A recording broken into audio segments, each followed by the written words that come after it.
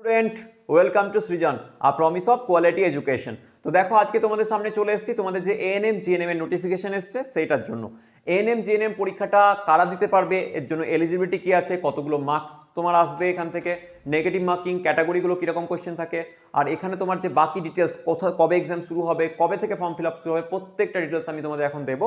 তোমরা ভিডিওটা দেখো এবং যারা যারা এর এক্সামটা দেবে তোমাদের বন্ধুরা তাদের মধ্যেও শেয়ার করে দাও, সুবিধা হবে। ওকে, চলো দেখে নিই। তো আমাদের যে অ্যাপ্লিকেশন এএনএম জিএনএম এর সেটা স্টার্ট হচ্ছে, অ্যাপ্লিকেশন ফর্ম তোমরা ফিল আপ করতে পারবে, অবশ্যই অনলাইনে ফিল আপ করবে। সেটা ডেট স্টার্ট হচ্ছে তোমার কাল থেকে, অর্থাৎ 21 মার্চ থেকে শুরু হয়ে যাচ্ছে এবং এটা চলবে তোমার 21 এপ্রিল। ওকে, 21 এপ্রিল 2024-এর এটা সানডে হবে, সানডে, ঠিক আছে, এই ডেটা এই তারিখ পর্যন্ত চলবে। ওকে, আচ্ছা, এবার নেক্সট যে জায়গাটা আছে আমাদের অ্যাপ্লিকেশনের পরে, ধরো অ্যাপ্লিকেশন করতে গিয়ে কারোর ভুল হয়েছে, তাহলে সেই অ্যাপ্লিকেশন করতে গিয়ে কারেক্ট করতে হবে, সেটার জন্য একটা কারেকশন উইন্ডো ওপেন হবে। মানে এই ধরো তোমার নামে ভুল হয়েছে বা ডেট অফ বার্থ ভুল দেওয়া হয়েছে, সেগুলো কারেক্ট করা যাবে। ওকে, আচ্ছা, সেটা কবে কারেক্ট করতে হবে? কারেকশন উইন্ডো যেটা আছে একটা ওপেন হয়ে যাবে, কারেকশন উইন্ডো। সেই কারেকশন উইন্ডোটা ওপেন হচ্ছে তোমার, উইন্ডো ওপেন হবে সেটা হচ্ছে 23 মার্চ থেকে। ওকে,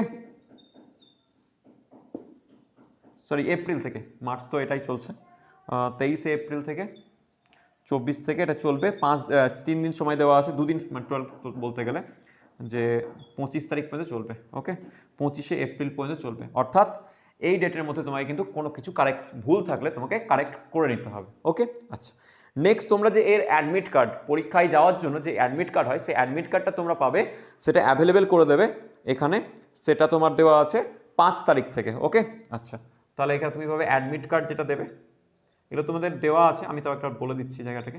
অ্যাডমিট কার্ড তোমরা ডাউনলোড করতে পারবে, সেটা হচ্ছে 5 তারিখ থেকে, 5/5/07/24 টু 14/07/24। ওকে, এত পর্যন্ত তুমি কিন্তু এই তারিখের মধ্যে তোমাকে মাথায় রাখতে হবে, ডাউনলোড হয়ে যাবে অ্যাডমিট কার্ড। আর তোমরা এক্সাম যেটা দেবে, এক্সাম ডেট, সেই এক্সাম ডেট তোমরা পেয়ে গেছো এখানে, সেটা হচ্ছে 14 তারিখে, 14/7 তোমার 24, সানডে পড়ছে, এই ডেটটা হচ্ছে সানডে। এবং তোমার এই সানডেতে যেটা হচ্ছে 12টা থেকে এক্সাম হবে। ওকে, 12টা থেকে, দুপুর 12টা থেকে 12টা PM, 12টা PM থেকে 1:30 PM পর্যন্ত কী হবে তোমার এক্সাম চলবে। ঠিক আছে, আচ্ছা, আর রেজাল্ট যেটা পাবলিকেশনের ডেট সেটা এখনও তোমাদের পাবলিশ করেনি, সেটা পাবলিশ হবে। এবার এই এক্সামের জন্য স্যার অ্যাপ্লিকেশন ফর্ম ভরতে গেলে কত টাকা লাগছে? তো অ্যাপ্লিকেশন ফর্ম ভরার জন্য তোমাদের এখানে যে টাকাটা দেওয়া আছে সেটা হচ্ছে 300 টাকা, কাদের জন্য? ST SC OBC যারা ক্যান্ডিডেট আছে তাদের জন্য, আর 400 টাকা ফর জেনারেল ক্যান্ডিডেট। ঠিক আছে, তো এরকম দেওয়া আছে এখানে। তো রুপিস ফর্ম ফিল আপের যেটা লাগবে সেটা হচ্ছে 300 টাকা। ঠিক আছে, কাদের জন্য?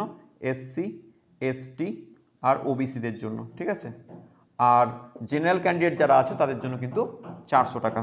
ওকে, আর EWS, এই যেখানে যারা আছে EWS এর মধ্যেই পড়ছে, এদের জন্য তোমার 300 টাকা লাগছে। ওকে, আচ্ছা, আর এটা কি তোমরা UPI ট্রানজ্যাকশন এভরিথিং করতে পারো এখানের মধ্যে দিয়ে। আর এখানে কি হয়েছে, তোমাদের যে এক্সাম হবে সেই এক্সামগুলোর কী কী সিলেবাসে থাকবে স্যার, সেটা তোমরা জানো যে লাইফ সায়েন্স থাকবে, এবং লাইফ সায়েন্সের ক্ষেত্রে তোমার থাকবে 30 প্রশ্ন, 30খানা প্রশ্ন থাকবে। ক্যাটাগরি 1-এ তোমার দুটো ক্যাটাগরি আছে, একটা ক্যাটাগরি 1 আর ক্যাটাগরি 2। তো ক্যাটাগরি 1-এ থাকছে তোমার 30টা প্রশ্ন, ক্যাটাগরি 2-এ থাকবে 20টা প্রশ্ন, 10টা প্রশ্ন। ঠিক আছে, আর টোটাল মার্কস থাকবে, ক্যাটাগরি 1-এ তোমার 1 মার্কস করে আছে, আর ক্যাটাগরি 2-তে তোমার 2 মার্কস করে আছে। অর্থাৎ লাইফ সায়েন্স থেকে তোমার কিন্তু 50 মার্কস থাকবে। অর্থাৎ একটা মানে পুরো পরীক্ষাটার যে টোটাল 115 নম্বরের পরীক্ষা, তার মধ্যে 50 নম্বর তোমাদের কোথা থেকে থাকবে? Life science. এবং লাইফ সায়েন্সটা ক্লাস 12 লেভেল নয়, ইভেন ক্লাস 10 লেভেলের। ক্লাস 10 লেভেলের চটি যেটা বই আছে ক্লাস 10th লেভেলের, সেই চটি বইটা পড়ে গেলে 100 থেকে 15 পাতা না 20 পাতার বইটা, সেইটা পড়ে গেলে তোমাদের কিন্তু এইখানে ভালো একটা মার্কস চলে আসবে, তোমাদের এটা করতে হবে। আর ফিজিক্যাল সায়েন্স যেটা আছে, সেই ফিজিক্যাল সায়েন্সের ক্ষেত্রে তোমার এখানে কোয়েশ্চেন আছে 15টা। ঠিক আছে, ক্যাটাগরি 1-এ কোয়েশ্চেন থাকবে 15খানা, আর ক্যাটাগরি 2-তে কোয়েশ্চেন থাকবে 5টা।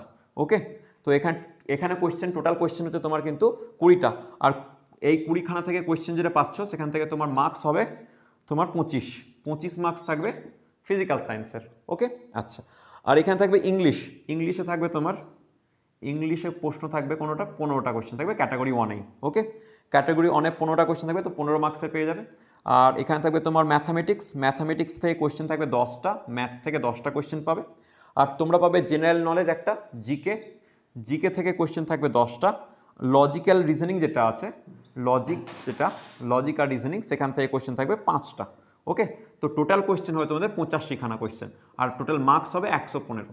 এবার দেখো তোমরা বলবে স্যার এখানে এগুলো মানে কোন লেভেলের পরীক্ষা হবে? এই যে লাইফ সায়েন্স, ফিজিক্যাল সায়েন্স আর ম্যাথামেটিক্স পাচ্ছ বা ইংলিশ পাচ্ছ, এগুলো সবই কিন্তু ক্লাস 10 লেভেলের, ঠিক আছে? ফিজিক্যাল সায়েন্স, লাইফ সায়েন্স এবং ম্যাথামেটিক্স পাচ্ছ, এগুলো ক্লাস 10 লেভেলের। আর এখানে যে রিজনিং পাবে, লজিক্যাল রিজনিংটা, এটা কিন্তু তোমার থাকবে ক্লাস 12 স্ট্যান্ডার্ড লেভেলের, ঠিক আছে? একটুখানি এটা মাথায় রেখো।